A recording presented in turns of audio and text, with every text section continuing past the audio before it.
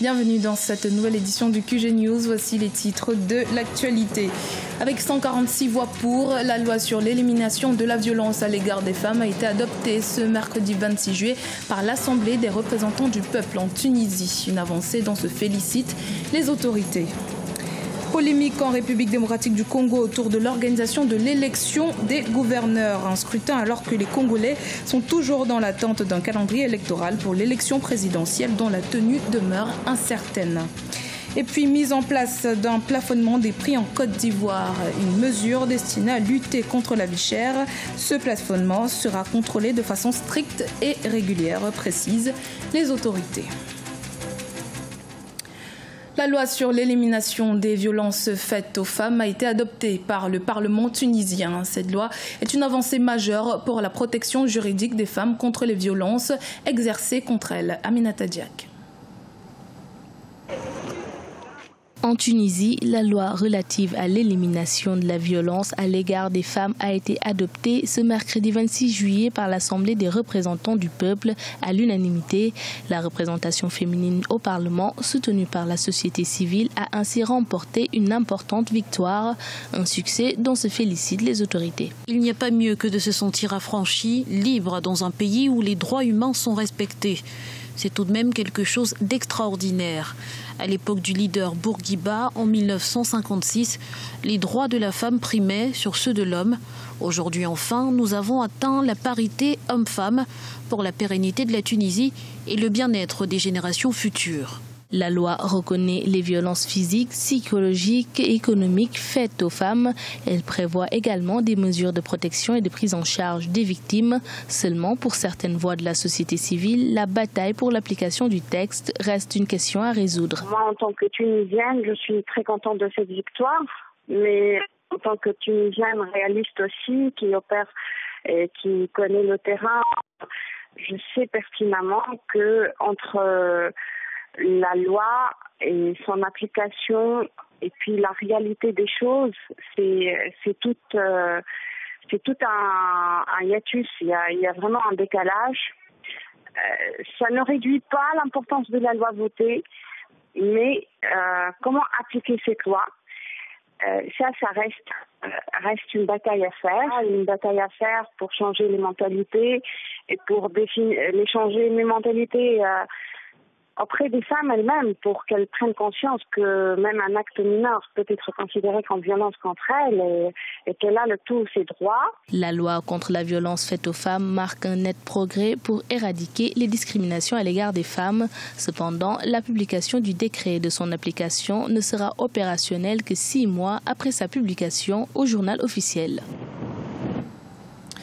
En République démocratique du Congo, la commission électorale organise des élections de gouverneurs. Une décision qui est loin de convenir à la majorité des Congolais qui souhaitent que la commission se penche avant tout sur la présidentielle. Les précisions de Deogracias Podo. La Commission électorale nationale indépendante en République démocratique du Congo a fixé au 26 août 2017 l'élection des gouverneurs et vice-gouverneurs de 11 des 26 provinces du pays. Le dépôt des candidatures s'étant achevé ce 25 juillet, c'est le 12 août que la liste définitive des candidats sera publiée. Ces derniers auront 3 jours, soit du 22 au 24 août 2017, pour faire campagne devant les assemblées provinciales.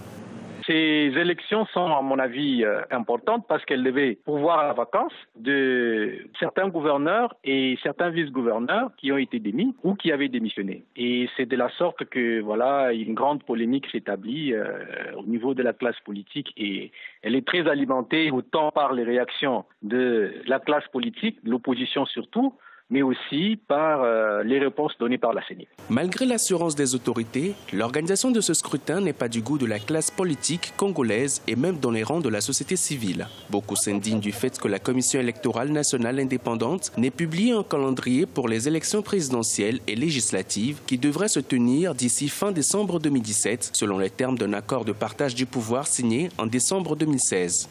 La publication de ce calendrier pour l'élection des gouverneurs semble inopportune dans certaines provinces. Dans le contexte actuel de la République démocratique du Congo, la Commission électorale nationale indépendante semble être inféodée ou est une caisse de résonance de la majorité au pouvoir. L'élection du président de la République, même si on en parle, mais elle constitue vraiment la cadette des soucis de cette majorité-là.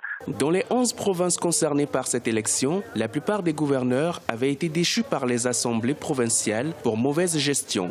D'autres ne bénéficient plus de la confiance de leurs partis respectifs. Il y a donc un vide juridique. La commission électorale a pour responsabilité d'y remédier en pourvoyant aux élections.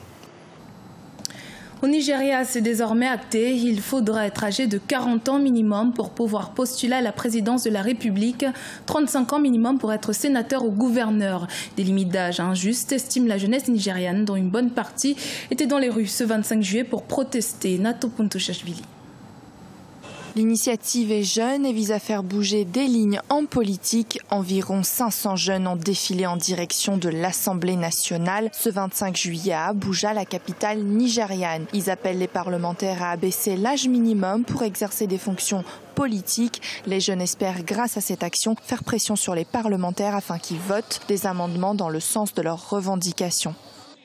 En fait, les jeunes du Nigeria se sont aperçus que le renouvellement de la classe politique n'est pas encore sur l'agenda dans leur pays et que c'est pratiquement les mêmes acteurs qui reviennent depuis très longtemps, qui changent de position, qui sont souvent gouverneurs, qui sont souvent ministres, qui sont souvent sénateurs, qui sont députés. Il n'y a pas de renouvellement de la classe politique en tant que telle.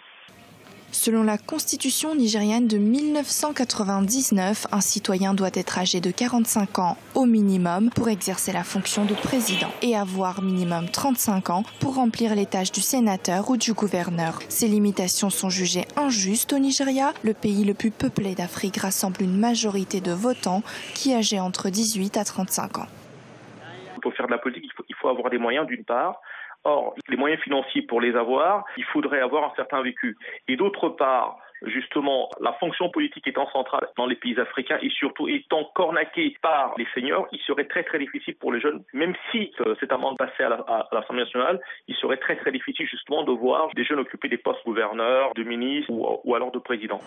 Des propositions de réduction des limites d'âge pour exercer des fonctions politiques ont été débattues le mardi 25 juillet 2017 au Parlement. Selon le sénateur Dino Melaye, les parlementaires comptent abaisser l'âge minimum du chef d'État entre 40 et 35 ans, entre 35 et 30 ans pour les gouverneurs d'État et enfin entre 30 et 25 ans pour les députés et sénateurs.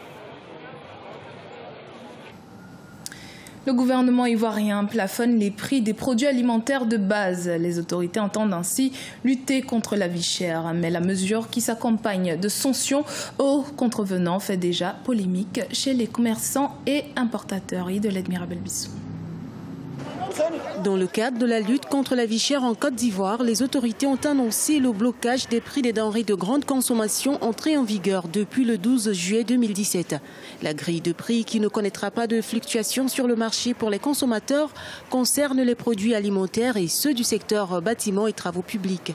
Les prix annoncés vont être appliqués sur le marché ivoirien pendant une durée de 6 mois.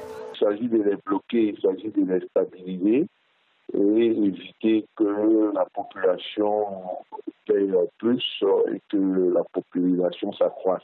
Même si les populations considèrent cette contribution des autorités comme une mesure qui pourrait soulager le panier de la ménagère en Côte d'Ivoire, c'est avec réserve qu'elles attendent la mise en application de cette disposition de l'État dans tous les points de vente.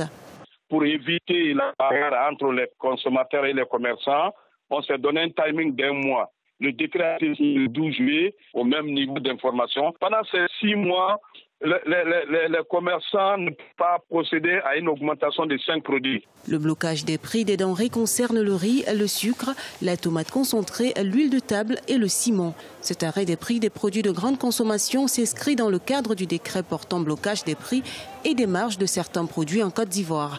Toujours dans la lutte contre la vie chère, le gouvernement avait lancé en avril 2016 la campagne de vérification des instruments de mesure. Cette opération a permis d'assurer la transparence dans les échanges commerciaux en Côte d'Ivoire. Les Jeux de la francophonie se poursuivent ce jeudi à Abidjan et les compétiteurs africains ne déméritent pas. Ce fut le cas aussi ce mercredi, notamment en judo. Chez les hommes dans les moins de 81 kilos, victoire du Sénégalais Saliou Ndiaye face au Gabonais Poutoko Terence. Toujours dans cette même catégorie, le Camerounais Frank Ben Ngidjel s'est imposé face à l'Arménien Gevorg Kitarian. Les Marocains Ashraf Mouti et Ahmed El Meziati se sont quant à eux inclinés face à leurs adversaires français et kosovars. Ce journal a été réalisé par l'ensemble de la rédaction. Merci de votre fidélité. Dans un instant, une nouvelle édition de l'actualité sur Africa 24.